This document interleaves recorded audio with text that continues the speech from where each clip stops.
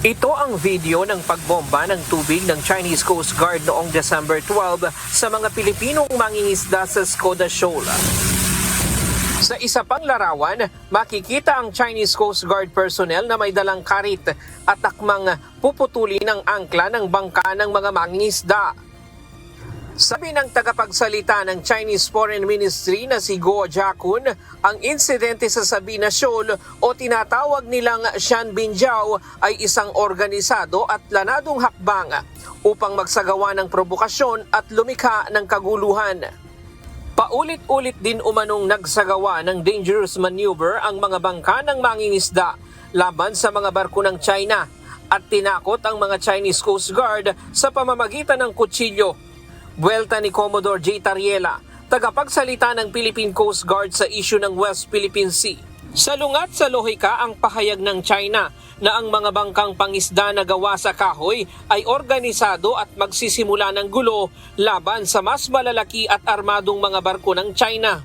Sapat na aniya ang common sense para pabulaanan ang naratibong ito ng China. Salungat din sa ebidensya ang aligasyon na may dalang kutsilyo ang mga mangingisdang Pilipino. Kita kasi sa video ang pagbomba ng China ng water cannon ng malapitan na ikinasugat ng 3 mangingisda, pati ang sadyang pagputol sa angkla ng mga bangka na naglagay sa peligro sa buhay ng mga Pilipino. Maging ang Chinese Maritime Militia ay sumama na rin sa pag-water cannon sa mga mangingisda. Sa isang opisyal na pahayag, kinundina ng Department of National Defense ang mapanganib at hindi makataong aksyon ng China. Ayon kay Secretary Gibo Chodoro, ang pag-water cannon, agresibong pagmaniobra at pagputol ng tali ng angkla ay salungat sa tungkulin ng lahat ng estado na tiyakin ang kaligtasan ng buhay ng tao.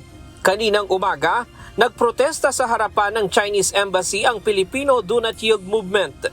Humiga sila sa harapan ng embahada at sinunog, sinira ang effigy ng Chinese Coast Guard. Masakit anya sa kanila na makita na maging ang mga mangingisda ay sinasaktan na ng China, lalo na karamihan sa kanila ay may kaanak na mangingisda. Panawagan nila, sundin sana ng China ang 2016 arbitral ruling at tigilan ang panggigipit sa mga Pilipino, lalo na sa mga mangingisda. Ryan Lacanlale, UNTV News and Rescue. Diyos ang aming sandigan, serbisyo publiko ang aming pinahahalagahan.